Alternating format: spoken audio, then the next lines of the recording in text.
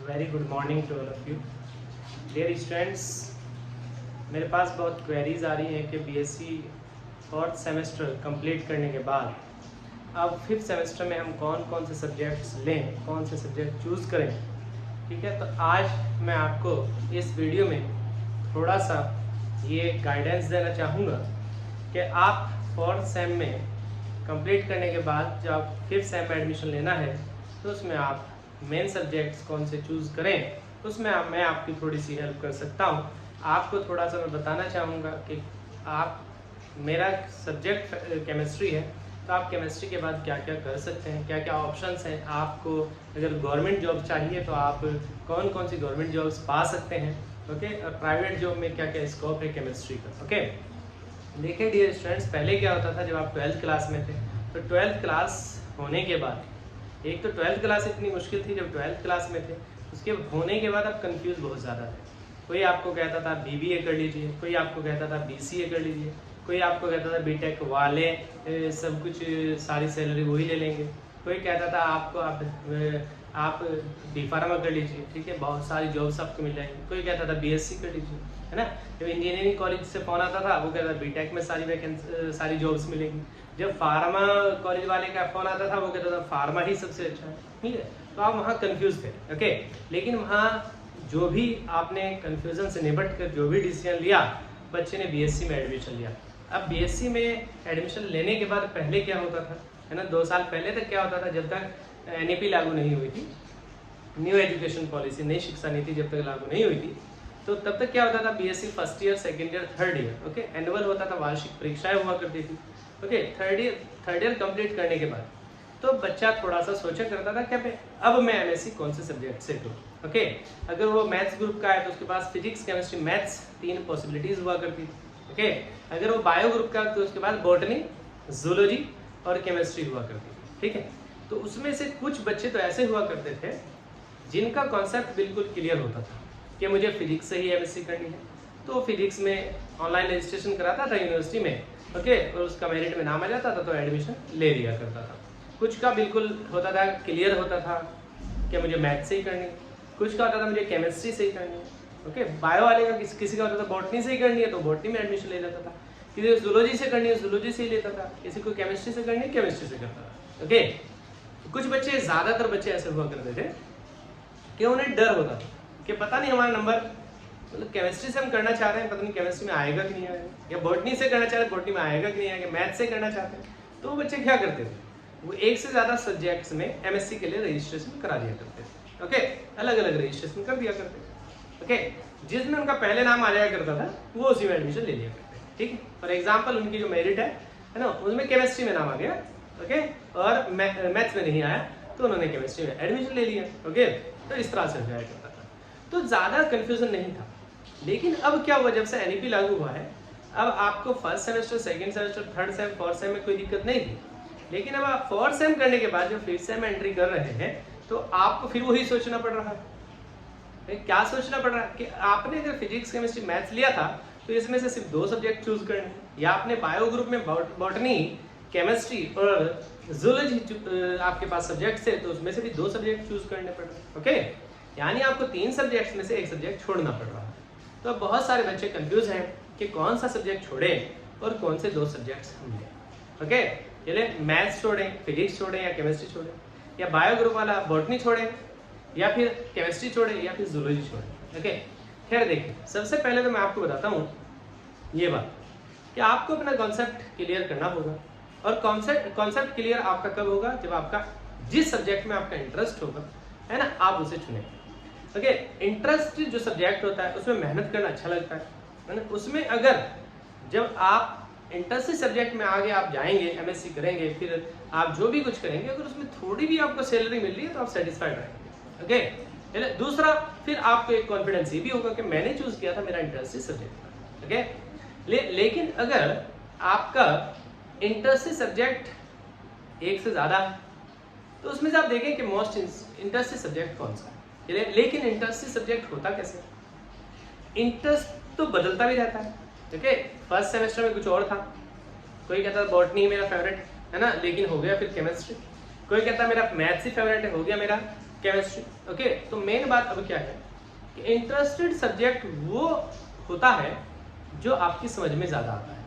Okay, जो भी आपको अच्छे से समझ में आ रहा है, जो भी आपके कॉन्सेप्ट्स क्लियर जिसमें हो रहे हैं अच्छे से, है ना, वो आपका इंटरेस्टेड सब्जेक्ट बन जाता है। तो जो आपका इंटरेस्टेड सब्जेक्ट बन जाता है, ओके, उसमें फिर आप अपना जो फ्यूचर है वो उसमें देखें। ठीक है, खैर मैं आपको ये नहीं कह रहा हूँ कि मेरा सब्जेक्ट केमिस्ट्री है तो आप केमिस्ट्री चूज करें। मैं आपको एक बात बता रहा हूँ कि आपका सब्जेक्ट जो भी इंटरेस्टेड है आप उसे चूज करें। ओके, और इंटरेस्टेड वो होता है जो आपकी समझ में आ रहा है। ओके, ये बात ध्यान रखें। दूसरी बात, लेकिन फिर भी मैं आपको ये बताना चाहूँगा कि केमिस्ट्री सब्जेक्ट ऐसा सब्जेक्ट है जो हर फील्ड में है। बिना केमिस्ट्री के कोई भी फील्ड फिल नहीं होती।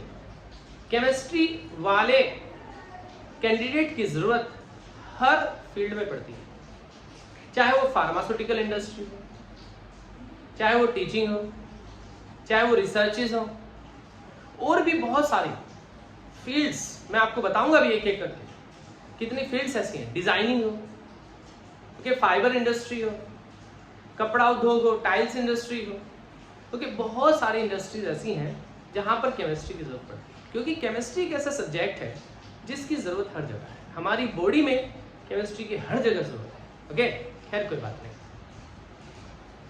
मैं आपको पहले बताता हूं कुछ ऐसी चीजें जो सबके लिए कॉमन है, कुछ ऐसी जॉब्स। जैसे आप बीएससी करने के बाद एमएससी करेंगे, और एमएससी आप केमिस्ट्री से कर लेते हैं या मैथ से कर लेते हैं, फिजिक्स से कर लेते हैं, तो आपको कुछ जॉब्स मिलती है जिन्हें बोलते हैं PGT. Okay, post graduate teacher. PGT की जॉब क्या होती है कि आप किसी इंटर कॉलेज में लेक्चरर बन जाएंगे, प्रवक्ता बन जाएंगे उस सब्जेक्ट के जिस सब्जेक्ट में आपने एमएससी किया है। ओके, पहले फिजिक्स से की है तो फिजिक्स के लेक्चरर बन सकते हैं, केमिस्ट्री से की है केमिस्ट्री के बन सकते हैं, मैथ से की है मैथ से बन सकते हैं। ओके, ये पीजीटी के फॉर्म्स निकलते हैं। इनमें यूपी में अभी तक जो एलिजिबिलिटी है वो MSc. Okay, MSc in particular subject. कुछ स्टेट्स में एमएससी के साथ साथ बीएड भी चाहिए। ओके, लेकिन कहाँ, यहाँ यूपी में पीजीटी के जो फॉर्म्स निकलते हैं उनमें कुछ फॉर्म्स में एमएससी चाहिए, लेकिन कुछ फॉर्म्स ऐसे भी होते हैं जिनमें एमएससी के साथ साथ बीएड भी चाहिए। ओके, खैर ये पीजीटी के फॉर्म्स निकलते हैं। अच्छा, पीजीटी के फॉर्म्स भी ना कुछ तो सेल्फ फाइनेंस कॉलेजेस होते हैं या एडेड कॉलेजेस होते हैं। जैसे सहारनपुर में अगर मैं बात करूं, एसडी इंटर कॉलेज है, बाजूरिया इंटर कॉलेज है, सतयुग आश्रम इंटर कॉलेज है, इस्लामिया इंटर कॉलेज है, गुरु नानक इंटर कॉलेज है। ओके, ठीक, ये जो कॉलेजेस होते हैं इनके फॉर्म निकलते हैं, है ना, यूपी पीजीटी के फॉर्म निकलते हैं। इसके अलावा और भी फॉर्म निकलते हैं पीजीटी के जो गवर्नमेंट कॉलेज है ना। गवर्नमेंट कॉलेज में लेक्चरर चाहिए, गवर्नमेंट कॉलेज मतलब गवर्नमेंट इंटर कॉलेज, जैसे गवर्नमेंट इंटर कॉलेज सहारनपुर में है, नेहरू मार्केट में, है ना, वहां पर इस तरह के जो कॉलेज होते हैं जो प्योरली गवर्नमेंट कॉलेज होते हैं, वहां के फॉर्म्स अलग निकलते हैं, वहां भी वैकेंसी निकलते हैं। ठीक है, इसके अलावा और भी आर्मी स्कूल्स के निकलते हैं, उसमें भी पीजीटी चाहिए, यानी टीचर चाहिए 11-12 को पढ़ाने के लिए। इसके अलावा केडीएस निकलते हैं, केंद्रीय विद्यालय के फॉर्म्स निकलते हैं। ठीक है, इसके अलावा दिल्ली में एक बोर्ड है, दिल्ली अधिक सेवा चयन बोर्ड, DSSB, है ना, इसमें भी फॉर्म्स निकलते हैं। ठीक है, ये तो हुआ ये बात। लेकिन इसमें ऐसी कोई बात नहीं है कि भाई केमिस्ट्री वाले के निकलेंगे, सब सब्जेक्ट्स के इसमें फॉर्म्स निकलते हैं, यानी जिस सब्जेक्ट का भी लेक्चर चाहिए उसकी वैकेंसी निकलती है। ओके, केमिस्ट्री की भी निकलती है, फिजिक्स की भी निकलती है, मैथ्स की भी, ओके, और बायो ग्रुप वाले की भी निकलती है। ठीक है, तो यहाँ पर कोई ऐसी खास बात नहीं है कि यहाँ केमिस्ट्री का स्कोप ज़्यादा है या फिजिक्स का स्कोप, थोड़ा बहुत डिफरेंस होता है कि किसी की वैकेंसी कम निकलती है, नंबर ऑफ वैकेंसीज किसी की ज़्यादा निकलती है वो, लेकिन इतना ज़्यादा यहाँ पर डिफरेंस नहीं है। ओके, दूसरा जो होता है एमएससी करने के बाद आप क्या होता है ना, एक होता है आपका CSIR net. Okay, CSIR net का आपका एग्जाम क्वालिफाई करना होता है। ठीक है, और एमएससी जो बच्चा करता है तो CSIR नेट का एग्जाम जरूर देना चाहिए। ठीक है, इसमें सारा एमएससी का सिलेबस होता है। जब आप इसे क्वालिफाई कर लेते हैं तो आप यहाँ पर दो रास्ते होते हैं। एक रास्ता होता है लेक्चररशिप का, किसका होता है, लेक्चररशिप का, है ना, प्रवक्ता का होता है। ठीक है, अब प्रवक्ता तो यहाँ भी है, प्रवक्ता यहाँ भी है, लेकिन जो ये लेक्चरशिप है ये एलिजिबल हो जाते हैं कहाँ, डिग्री कॉलेजेस में। डिग्री कॉलेजेस जो होते हैं, ठीक है, जैसे आपका महाराज सिंह डिग्री कॉलेज है ना, जैन डिग्री कॉलेज है, ठीक है, या कोई गवर्नमेंट डिग्री कॉलेज है, वहाँ पर आप एलिजिबल हो सकते हैं, एलिजिबल हो जाते हैं किसके लिए, वहाँ के लेक्चरर बनने के लिए। ठीक है, जैसे आपके डिग्री कॉलेज में टीचर्स, ओके, असिस्टेंट प्रोफेसर्स की वैकेंसीज निकलती हैं, अलग अलग सब्जेक्ट्स में निकलती हैं। ठीक है, अब यहाँ पर भी सारे सब्जेक्ट्स की निकलती है, मैथ्स की भी निकलती है, फिजिक्स की भी निकल सकती है, केमिस्ट्री की भी निकलती है। लेकिन यहाँ पर जो सबसे बड़ा डिपार्टमेंट होता है वो केमिस्ट्री डिपार्टमेंट होता है ना। सबसे बड़ा जो डिपार्टमेंट होता है वो कौन सा होता है? केमिस्ट्री डिपार्टमेंट होता है। अब केमिस्ट्री डिपार्टमेंट सबसे बड़ा क्यों होता है?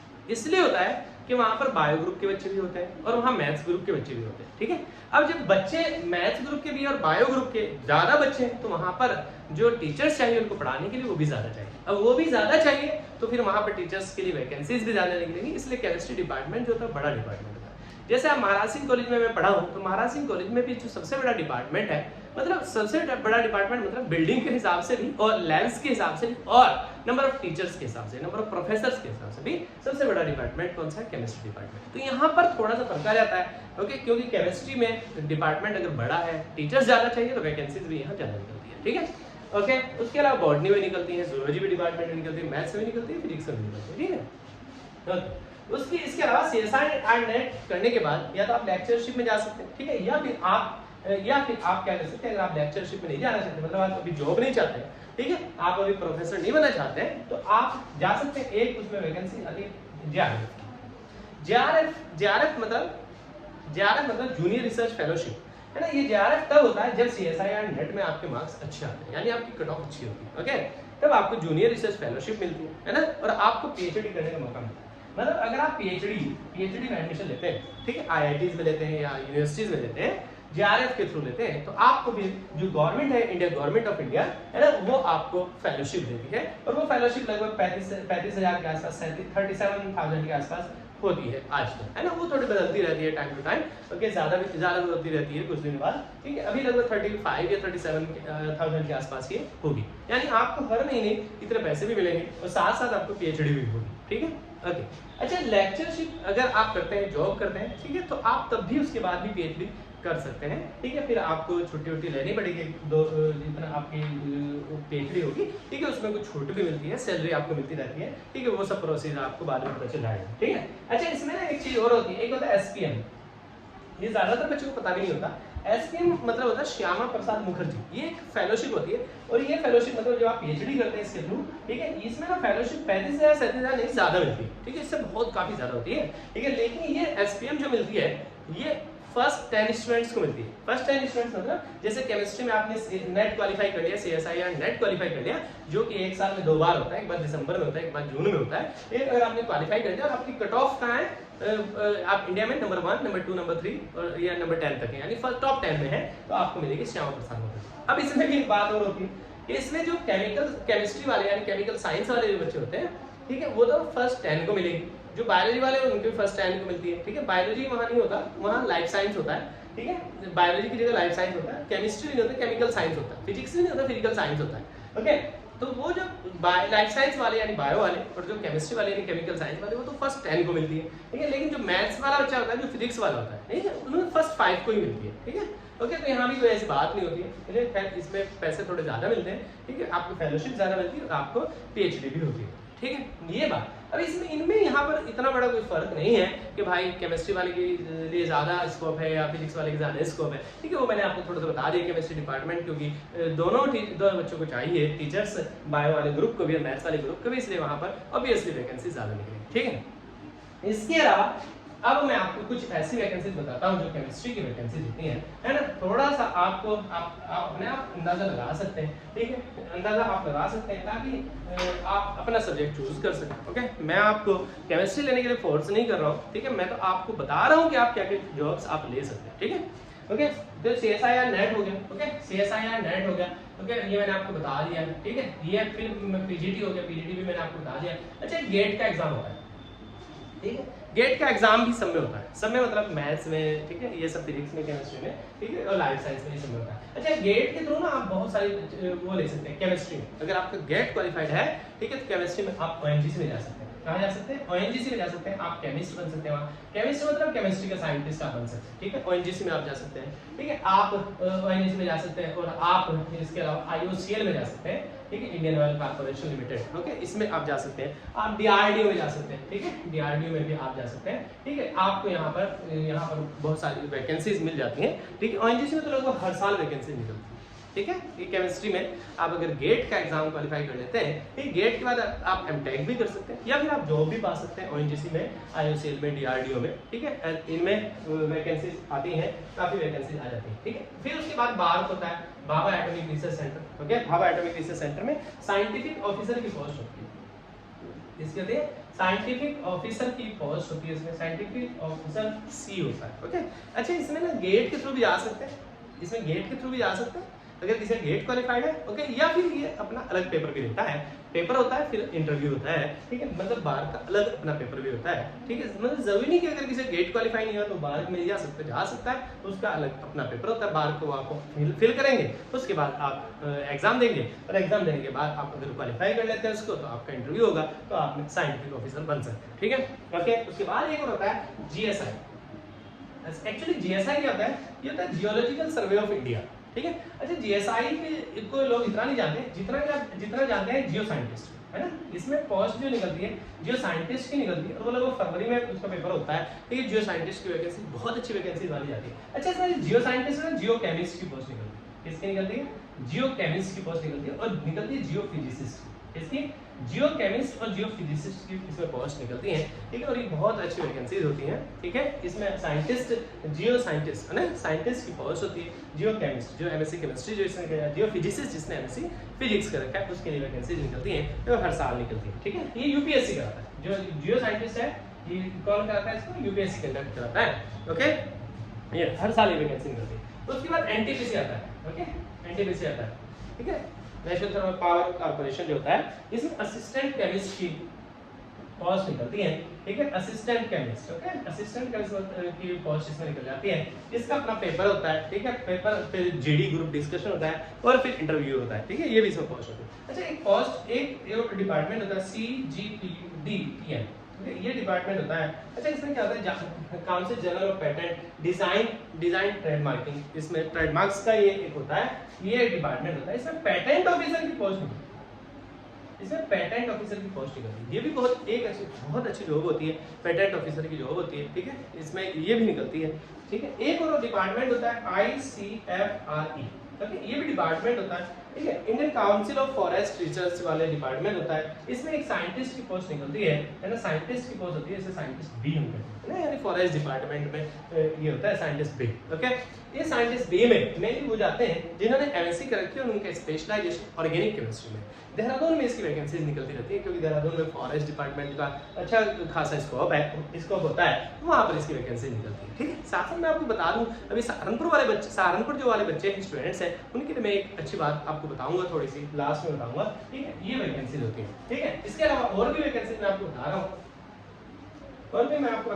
इसके अलावा होती है FSSAI, है ना, ये भी होती है। ये food safety standard authority of India होता है, food safety standard authority of India होता है, यानी फूड कॉर्पोरेशन में होता है, फूड सेफ्टी के पर्पस से होता है ना। इसमें ना बहुत सारी वैकेंसी निकलती है, मतलब बहुत सारी पोस्ट होती है, जैसे असिस्टेंट डायरेक्टर होता है ना, असिस्टेंट डायरेक्टर होता है। असिस्टेंट डायरेक्टर के लिए इसमें एमएससी चाहिए, लेकिन इसमें एमएससी चाहिए, एमएससी केमिस्ट्री चाहिए, लेकिन साथ साथ इसमें पीएचडी अगर है ना तो अच्छा है। पीएचडी अगर है तो अच्छा है, ऐसा नहीं कि एमएससी वाला फॉर्म नहीं भर सकता है, लेकिन पीएचडी हो तो उसको थोड़ा सा बेनिफिट्स दिए जाते हैं, ठीक है। मतलब फॉर एग्जांपल मैंने एमएससी कर रखी है, किसी ने पीएचडी कर रखी है, मेरा नंबर और उसके नंबर बराबर है, तो उसको प्रायोरिटी दी जाती है पीएचडी वाले को, यानी उसको प्रेफरेंस दी जाती है, वरीयता दी जाती है, ठीक। इसके अलावा इसमें टेक्निकल ऑफिसर भी होता है ना, टेक्निकल ऑफिसर। अच्छा, टेक्निकल ऑफिसर भी मतलब इसका अपना एग्जाम भी होता है, और अगर गेट क्वालिफाइड है या नेट क्वालिफाई है तो भी आप इसमें अप्लाई कर सकते हैं। टेक्निकल ऑफिसर का भी इसमें आता है, ठीक है। और इसमें सेंट्रल फूड सेफ्टी ऑफिसर भी आता है, एक इसमें आता है central food safety officer, okay. Central food safety officer की भी वैकेंसी इसमें निकलती है, ठीक है। अच्छा, एक और होता है इसके अलावा FCI, food corporation of India, इसमें केमिस्ट की वैकेंसी निकलती हैं, ठीक है। फूड कॉर्पोरेशन ऑफ इंडिया, इसमें केमिस्ट की वैकेंसी निकलती है, ठीक। अच्छा, इसके अलावा होता है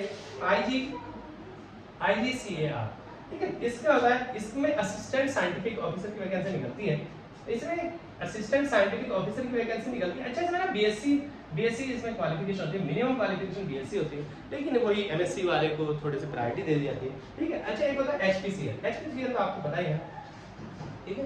HPCL में प्रोजेक्ट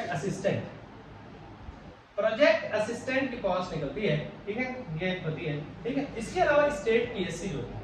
स्टेट पीएससी मतलब जैसे उत्तर प्रदेश की स्टेट की पीएससी है, जिसे यूपीएससी हम बोलते हैं, ठीक है। इसमें और बहुत सारी वैकेंसी निकलती हैं, जैसे ड्रग ऑफिसर की वैकेंसी निकलती है, ठीक है, ड्रग ऑफिसर की वैकेंसी निकलती है, ठीक है, ड्रग ऑफिसर की वैकेंसी निकल जाती है, ठीक है। और जैसे वाटर पॉल्यूशन जो कंट्रोल बोर्ड होता है, वाटर पॉल्यूशन कंट्रोल बोर्ड होता है, ठीक है, उसमें वैकेंसी निकलती है, ठीक है। जैसे वैकेंसी पिछले सालों में हरियाणा में निकली थी, ड्रग ऑफिसर की वैकेंसी निकली थी, वाटर पॉल्यूशन कंट्रोल बोर्ड है ना, इसकी भी वैकेंसी निकलती है। और जो विद्युत उत्पादन निगम लिमिटेड है, विद्युत उत्पादन जो निगम है, उत्पादन निगम लिमिटेड है ना, उसमें भी वैकेंसी निकलती हैं, ठीक है। एमएससी केमिस्ट्री वाली की निकलती है। और जूनियर साइंटिफिक रिसर्च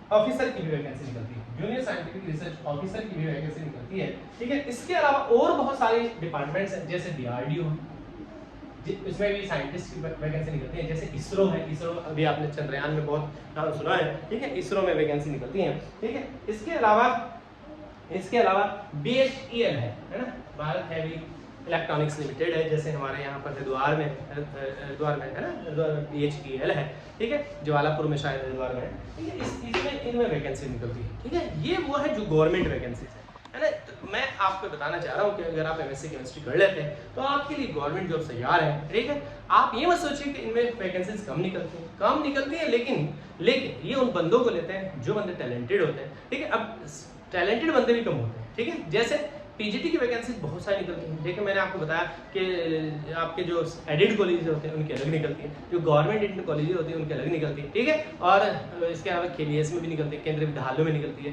इसके अलावा आर्मी स्कूल्स में भी निकलती है। और इसके अलावा कुछ आश्रम पद्धति के इंटर कॉलेजेस होते हैं, ठीक है, आश्रम पद्धति वाले इंटर कॉलेजेस में भी निकलती है, ठीक है। तो बहुत सारी होती है। कभी कभी तो क्या होता है कि बच्चे उतने मिल ही नहीं पाते जितनी वैकेंसीज होती है, यानी जो क्वालिफाइड कैंडिडेट्स है ना, जो एग्जाम क्वालिफाई करने वाले वो उतने नहीं हो पाते हैं, क्योंकि वो अच्छे जो बच्चे होते हैं जिन्हें नॉलेज अच्छी होती है, ठीक है, या उनकी कमांड होती है सब्जेक्ट पे, ठीक है, उनको ले जाते हैं, ठीक है।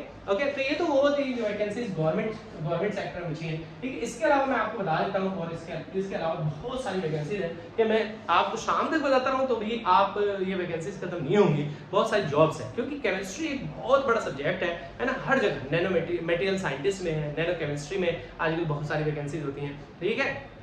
इसके अलावा आप लैब्स में भी जो ब्लड की जांच होती है, ठीक है, उसमें भी केमिस्ट्री वाले कैंडिडेट्स की जरूरत होती है। और फार्मास्यूटिकल इंडस्ट्री तो आपको पता ही कितनी बड़ी इंडस्ट्री है, ठीक है। फार्मास्यूटिकल इंडस्ट्री में मेन केमिस्ट्री पोस्ट होती है जिसमें एमएससी केमिस्ट्री वाले चाहिए। इसके अलावा दो डिपार्टमेंट एक होता है QA और एक होता है QC, है ना। QA मतलब क्वालिटी एश्योरेंस वाला डिपार्टमेंट होता है, QC जो होता है क्वालिटी कंट्रोल वाला डिपार्टमेंट होता है। यहाँ भी एमएससी केमिस्ट्री वाले स्टूडेंट्स की जरूरत होती है, ओके। तो फार्मास्यूटिकल इंडस्ट्री तो आपको पता ही है कि बिना दवाइयों के, बिना डॉक्टर्स के काम चल नहीं रहा है आजकल, ठीक है। तो फार्मास्यूटिकल इंडस्ट्री कितनी बड़ी इंडस्ट्री है, वहाँ पर केमिस्ट्री वालों की सबसे ज्यादा जरूरत होती है फार्मास्यूटिकल इंडस्ट्री में, ठीक है। वो अलग बात होती है कि जैसे भाई छोटी जॉब्स जैसे होती हैं, जैसे छोटी जॉब्स मतलब कोई बंदे को QA QC में नहीं मिली, उसे ऑफिशियल जॉब नहीं करनी है, ठीक है, उसे फील्ड में जॉब करनी है, उसे डॉक्टर के पास उसे जाना है, ठीक है, अपने बताने हैं कंपनी का एडवर्टीजमेंट करना है, ठीक है। वो भी अच्छी जॉब होती है, उसमें भी बहुत अच्छे स्कोप्स मतलब अपना फ्यूचर बना लेते हैं लोग, ठीक है। तो वो भी कोई मतलब ऐसा नहीं है कि उसमें आप एमएससी केमिस्ट्री करके जाएंगे, ठीक है, उसकी ऐसी कोई क्वालिफिकेशन नहीं होती है, ठीक है। आप जूलॉजी वाले भी जा सकते हैं, आप बॉटनी वाले भी जा सकते हैं, लेकिन अगर आप एमएससी केमिस्ट्री वाले हैं, जब आपका इंटरव्यू होगा तो आपको वो जॉब जल्दी मिलने के चांसेस होते हैं, ठीक है। क्योंकि केमिस्ट्री वाला जो बंदा होता है वो थोड़ा सा मेडिसिनल केमिस्ट्री के बारे में है ना, वो ज्यादा जानता है एज कम्पेयर, मतलब ज्यादा जानना उसको चाहिए, ठीक है। ऐसा नहीं है कि जूलॉजी वाला नहीं जानता है या मैथ्स वाला नहीं जानता है, ये बात मैं बिल्कुल नहीं कह सकता हूँ, ठीक है। 1-2 साल का बच्चा बहुत कुछ जान सकता है, ठीक है, हमारे तुलना में, क्योंकि वो टीवी में आजकल अच्छी चीजें बहुत सारी देख लेता है, ठीक है, बहुत सारी नॉलेज वो इकट्ठी कर सकता है, ठीक है। तो ऐसा तो मैं नहीं कह सकता हूँ कि केमिस्ट्री वाला ही जानता है, लेकिन उसका जो थोड़ा सा इम्पैक्ट है वो अच्छा पड़ता है, क्योंकि आप फार्मा जो इंडस्ट्री होती है वो केमिस्ट्री वाले की इंडस्ट्री थोड़ी मानी जाती है, ठीक है। वैसे केमिस्ट्री वाला है ना, जो टेक्सटाइल इंडस्ट्री है, कपड़ा उद्योग है, ठीक है, इनमें भी जा सकता है, ठीक है। और भी बहुत सारी जगह ऐसी हैं जहाँ पर केमिस्ट्री वाला जा सकता है, ठीक है। तो केमिस्ट्री वाला बंदा हर फील्ड में लोग जा सकता है। अगर कहीं सड़क भी बन रही है ना, तो सड़क की क्वालिटी चेक करने के लिए कि उसमें कितना कैसा मटेरियल लगाया गया है, उसमें रेत कितना लगाया गया है, उसमें प्लास्टर जो सीमेंट है वो कितना डाला है, ठीक है, उसका रेशो कितना है, क्या उतना है जितना कि डालना चाहिए था, ठीक है। ये सब चीजें भी चेक करते हैं केमिस्ट्री वाले, है ना। मतलब जब एक नई सड़क बनती है तो आप देखते होंगे कि वहां पर सड़क बनने के बाद, ठीक है, उसका वहां पर आते हैं कुछ इंस्पेक्शन करने के लिए, ठीक है। तो वहां पर केमिस्ट्री वाला जो केमिस्ट है, ठीक है, या जो इंजीनियर है, वो आते हैं और वो देखते हैं 1-2 किलोमीटर से एक गड्ढा यहाँ खोदते हैं, 2 किलोमीटर बाद खोदते हैं, 1-1 किलोमीटर बाद खोदते हैं, ठीक है। तो वहां से वो उसका मटेरियल का सैंपल लेकर जाते हैं और फिर उसे लैब में चेक करते हैं, ठीक है। तब जाकर वो पता लगाते हैं कि उसने जो ठेकेदार ने सड़क बनाई है उसने जितना रेशो से बताया गया था क्या उतना रखा है या नहीं रखा है, ठीक है। वो अलग बात है कि अगर वो करप्टेड है तो उसी को पास कर देता है, वो करप्टेड नहीं है तो उसको फिर वो ठेकेदार को जेल भेजता है, मतलब अपना लिखता है कि इसको सजा होनी चाहिए, इसने ऐसा किया, ठीक है, या फिर वो सड़क दोबारा बनती है। वो डिपेंड करता है क्या सिचुएशन होती है, क्या कंडीशन होती है, ठीक है। अच्छा, एक बात मैं हाँ सहारनपुर वाले में बताना चाह रहा था, लेकिन आप ना जहाँ स्टार पेपर मिल है ना सहारनपुर में, वहाँ एक इंस्टीट्यूट है जिसे हम बोलते हैं CPPRI, है ना। सहारनपुर वाले बच्चों को भी ये इंस्टीट्यूट के बारे में बहुत कम बच्चों को पता होता है कि जहाँ हमारा स्टार पेपर मिल है सहारनपुर में, ठीक है, वहाँ एक इंस्टीट्यूट है CPPRI, ओके, ठीक है। स्टार पेपर मिल का सबको पता है, ठीक है। CPPRI central pulp and paper research institute, केंद्रीय लुगदी एवं कागज अनुसंधान संस्थान, यानी वहां पर जो स्टार पेपर मिले जैसे पेपर बनता है, ठीक है, तो यहाँ रिसर्चेज होती है। रिसर्चेज मतलब क्या होती है कि जैसे पहले क्या होता था कि पेपर बनाने के लिए तो कागज बनाने के लिए ना पानी की बहुत ज्यादा जरूरत हुआ करती है, ठीक है। अब पानी इतना कहाँ से लाए, पानी की तो दिक्कत हो जाएगी ऐसे, तो अब पेपर बनाने के लिए ना बहुत कम पानी की जरूरत है, ठीक है। तो ऐसा कहाँ संभव हुआ है, CPPRI में हुआ है, समझ रहे ना। और सहारनपुर में मैं आपको बता सकता हूँ, एग्जैक्ट तो मुझे नहीं पता, लेकिन मैं बता सकता हूँ सहारनपुर में कि इंडिया में जितने भी CPPRI है ना, ये इंस्टीट्यूट है, उनमें सबसे बड़ा सहारनपुर में हो सकता है कि एशिया में भी नंबर फर्स्ट या नंबर सेकंड पर हो, ठीक है। CPPRI सहारनपुर में बहुत बड़ा इंस्टीट्यूट है, ठीक है। तो वहाँ ऐसे रिसर्चेज होती है कि जैसे पेपर बनाने में ज्यादा पानी लग रहा था पहले, ठीक है, अब बहुत कम पानी चाहिए, ठीक है। जैसे हमारे मन में क्या था कि भाई कागज अगर बनता है, ठीक है, तो पेड़ काटने की जरूरत पड़ेगी, है ना, सारा पेड़ काट लेंगे तो पॉल्यूशन होगा उससे, ठीक है, भूस्खलन हो जाएगा, ठीक है। लेकिन आजकल ऐसे रिसर्चेज CPPRI में हो चुकी हैं, जैसे अब कागज बनाने के लिए पेपर की जरूरत नहीं होगी, कागज बनाने के लिए जो पेड़ काटने की जरूरत नहीं है, ठीक है। जो हमारा वेस्ट कागज है ना, जो हम फेंक देते हैं, वो सब वो प्यारा वाले ले लेते हैं, ठीक है, या स्टार पेपर मिल वाले कलेक्ट कर लेते हैं, ठीक है। जैसे हम यहाँ पर अपने घर से कागज डालते हैं, ठीक है, और जो कूड़ा बीनने वाला होता है, ठीक है, तो वो वहां पर जाकर उसे बेच देता है और बहुत सारा वहां इकट्ठा हो जाता है, तो उसी से वेस्ट जो पेपर होता है उसी से वो ज्यादातर कागज बना रहे हैं। यानी सारा कागज बनाने के लिए आजकल पेड़ नहीं काटे जा रहे हैं, ठीक है, ओके। तो ये इस तरह की जो रिसर्चेज होती हैं, इस तरह की रिसर्च होती है कि वेस्ट पेपर से हमारा जो नया पेपर बनाना है, ठीक है, इसके अलावा और भी डिफरेंट क्वालिटीज के पेपर्स होते हैं, ठीक है, एक्सपोर्ट होता है बाहर इंडिया का कागज, ठीक है। तो वो सब CPPRI में रिसर्च उसकी होती है। तो मैं आपकी बात क्यों बता रहा हूँ, ये बता रहा हूँ कि आप अगर MSc केमिस्ट्री कर लेते हैं, ठीक है, तो अगर आप MSc केमिस्ट्री कर लेते हैं, केमिस्ट्री का अपना फेवरेट सब्जेक्ट बना लेते हैं, ठीक है, तो आप MSc कर सकते हैं कहाँ, FRI से, ठीक है, फॉरेस्ट रिसर्च इंस्टीट्यूट देहरादून से, है ना, आप MSc कर सकते हैं। वहां से अगर आप MSc, मैं FRI का एडवर्टीजमेंट नहीं कर रहा हूँ, मैं आपको बता रहा हूँ कि यहाँ एंट्री कैसे करते हैं, ठीक है। CPPRI में एंट्री कैसे करते हैं, मतलब एक वहाँ साइंटिस्ट कैसे बन सकते हैं, ठीक है। तो आप MSc अगर आप कर सकते हैं FRI से, तो आप MSc करें, तो वहां पर क्या होगा, एक साल तो आपको वहां पर रखेंगे, FRI में रखेंगे, देहरादून में रखेंगे, और जो आपका सेकेंड ईयर होगा वो आपको सहारनपुर भेज देंगे CPPRI में, ठीक है। वहां पर आप पढ़ेंगे, प्लस आप रिसर्चेज करेंगे, साइंटिस्ट के आप साथ रहेंगे, ठीक है। तो आपको वो सारे काम, मतलब बहुत सारे काम वहां जाएंगे, आपका एक्सपीरियंस भी हो जाएगा, ठीक है। तो फिर आपका इंटरव्यू होता है, और मैं आपको ये बात बता सकता हूँ, ऐसी बात बतानी नहीं चाहिए, लेकिन कि अगर आप ऐसे कर ले MSc, जैसे मैं आपको बताई है MSc केमिस्ट्री कर लेते हैं, तो CPPRI में आपके 90% चांसेस है कि आप वहीं पर साइंटिस्ट बन सकते हैं, समझ रहे हो ना मेरी बात। वहां पर MSc केमिस्ट्री की पोस्ट निकलती हैं, मतलब हर साल या दूसरे साल या तीसरे साल वैकेंसीज निकलती रहती हैं, तो CPPRI में आप साइंटिस्ट के लिए अप्लाई कर सकते हैं। और जो बंदा, मतलब ऐसा नहीं कि आप FRI से MSc करोगे तो तभी आप वहां पर अप्लाई कर सकते हैं, वहां पर मैं भी अप्लाई कर सकता हूँ, कोई महाराज सिंह कॉलेज से करे, JJN कॉलेज से करे, कहीं और से करे, सब अप्लाई कर सकते हैं, एलिजिबिलिटी MSc केमिस्ट्री होती है। लेकिन क्योंकि हम जब अप्लाई करेंगे, ठीक है, तो जो इंटरव्यू होगा तो ऐसे सवाल पूछेंगे, कौन से सवाल पूछेंगे, भाई पेपर कैसे बनता है, ठीक है, क्या क्या चीजें, वो सारी चीजें वो हमसे पूछ सकते हैं, जो वहां पर वो बच्चों को सिखाते हैं। अब उन सवालों का जवाब कौन दे सकता है, उन सवालों का जवाब एकदम वो बच्चे दे सकते हैं, ज़्यादातर वो बच्चे ही दे सकते हैं जिन्होंने वहाँ पर 1 साल लगाया है, ठीक है। तो वो बच्चे इसलिए वहाँ पॉइंट मतलब जल्दी उनके होने के चांसेस ज़्यादा है। ऐसा नहीं कि हम अपॉइंट नहीं हो सकते हैं, अगर आपको नॉलेज है तो आप भी बिल्कुल अपॉइंट हो सकते हैं, ठीक है। लेकिन वो एक थोड़ा सा आसान सा काम है। FRI से आप MSc करेंगे तो आप CPPRI में जा सकते हैं। इसके अलावा और बहुत सारी वैकेंसीज होती हैं। MSc केमिस्ट्री करने वाले के पास बहुत सारे ऑप्शंस होते हैं, ठीक है। तो आप अगर MSc से केमिस्ट्री करना चाहते हैं, MSc केमिस्ट्री से करना चाहते हैं, ठीक है, तो आपको फिर क्या करना पड़ेगा, आपको BSc 5th सेमेस्टर में आपको या तो मैथ वाला बच्चा है तो मैथ्स केमिस्ट्री लेनी पड़ेगी या फिजिक्स केमिस्ट्री लेनी पड़ेगी, ओके। या फिर आप अगर बायो से हैं तो बॉटनी केमिस्ट्री लेनी पड़ेगी और या फिर जूलॉजी केमिस्ट्री लेनी पड़ेगी, ठीक है। और एक बात मैं आपको बता देता हूँ, मैं केमिस्ट्री का हूँ तो मैं आपको केमिस्ट्री के बेस पर आपको एक बात बताता हूँ कि मैथ्स वाले जो बच्चे होते हैं, है ना, मैथ्स वाले जो बच्चे होते हैं, है ना, वो मैथ्स ले सकते हैं, लेना चाहिए, मैं मना नहीं कर रहा हूँ, ठीक है। लेकिन वो साथ साथ में अगर केमिस्ट्री रखें तो उनके लिए मैथ्स के साथ साथ एक लाइन और खुल जाती है, ठीक है। MSc आप फिर जिस सब्जेक्ट से भी करेंगे कर सकते हैं। आपने मैथ्स और केमिस्ट्री लिया तो आप मैथ्स से भी MSc कर सकते हैं, ठीक है। आप केमिस्ट्री से भी कर सकते हैं, लेकिन अगर आपको लगे मैथ्स ही करनी तो आप मैथ्स से कर सकते हैं, ठीक है। लेकिन आपके पास एक रास्ता और खुल जाता है कि आप केमिस्ट्री में भी जा सकते हैं, ठीक है।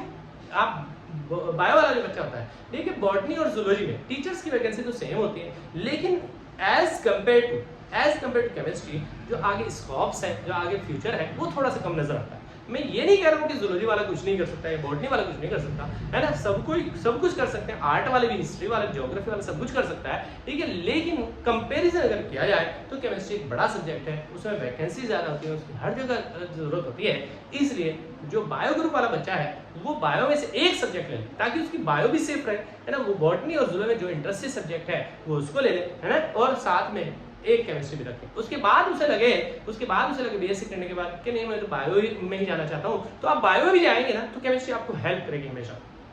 आपने देखा होगा कि आप जब आपका सेकंड सेमेस्टर था, बायो वाले बच्चों का जब सेकंड सेमेस्टर था, ठीक है, तो आप जब केमिस्ट्री में पढ़ रहे थे तो केमिस्ट्री का जो आपका सिलेबस था पहले 4 यूनिट, है ना, वो आपकी जूलॉजी में भी थी, ठीक है। तो जो केमिस्ट्री में है आपका, केमिस्ट्री में आप DNA पढ़ते हैं, RNA पढ़ते हैं, प्रोटीन भी पढ़ते हैं, अमीनो एसिड्स भी पढ़ते हैं, ठीक है, एंजाइम्स भी पढ़ते हैं, ठीक है। ये बहुत सारी चीजें हैं, ठीक है, जिन्हें आप केमिस्ट्री में ही अच्छे से समझ सकते हैं, बायो में उतने अच्छे से उतनी डिटेल में आप नहीं समझ सकते, ठीक है। बात समझ, जैसे मैं एग्जांपल देता हूं अमीनो एसिड्स में क्या है, आपको लगता है अमीनो एसिड्स क्या है, बायो का है, नहीं, अमीनो एसिड बायो का कहां हो सकता है। अमीनो एसिड्स में क्या होगा, अमीनो एसिड्स में NH2 ग्रुप होगा, है ना, यहाँ पर एसिड ग्रुप होगा, यहाँ वैलेंसी पूरी करेंगे, यहाँ CH लगा देंगे, यहाँ पर R लगा देंगे, R मतलब H भी हो सकता है, CH3 भी हो सकता है, वो डिफरेंट अमीनो एसिड्स में अलग-अलग होता है। अब देखिए इस कंपाउंड में बायो का, इस कंपाउंड में एमिनो ग्रुप है, ये एसिड ग्रुप है, तो ये क्या हुआ, अमीनो एसिड। बोलो बात समझ आया ना। और ये अमीनो एसिड्स नहीं होंगे तो प्रोटीन नहीं होगा, और प्रोटीन नहीं होगा तो हम नहीं होंगे, क्योंकि प्रोटीन आपने सुना होगा, प्रोटीन जो वर्ड दिया गया प्रोटियोस से दिया गया, प्रोटियोस मतलब होता है फर्स्ट, यानी प्रोटीन हमारी बॉडी के लिए सबसे पहले जरूरत है ना। Without protein life would not be possible, okay. बिना प्रोटीन के हमारा जीवन असंभव होता है, ओके। तो अमीनो एसिड्स नहीं होंगे तो प्रोटीन नहीं बनेगा, प्रोटीन नहीं बनेगा तो हम नहीं होंगे, ठीक है।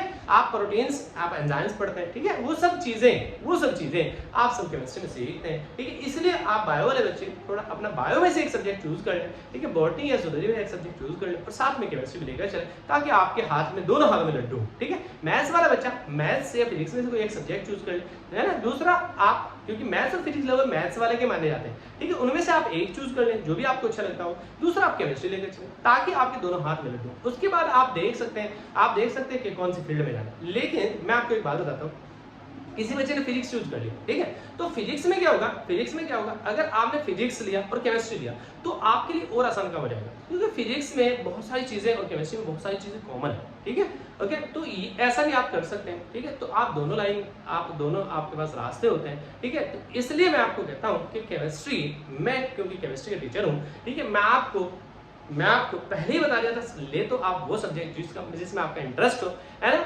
और बाकी मैंने आपको ये बात बताई है कि थोड़ा सा आपका जो कंफ्यूजन है वो थोड़ा सा शायद इससे दूर हो जाए, ओके, क्लियर। हाँ, ऐसा भी हो जाता है कभी कभी, जैसे मेरा जो फेवरेट सब्जेक्ट था वो जूलॉजी था, ठीक है, लेकिन मैंने मेरे गुरुजी थे डॉक्टर विनोद पंडित जी, हालांकि वो केमिस्ट्री के टीचर नहीं थे, लेकिन जब मैंने BSc में B.Ed करी तो उन्होंने मुझे बोल दिया कि बेटा आप MSc केमिस्ट्री से कर लेना।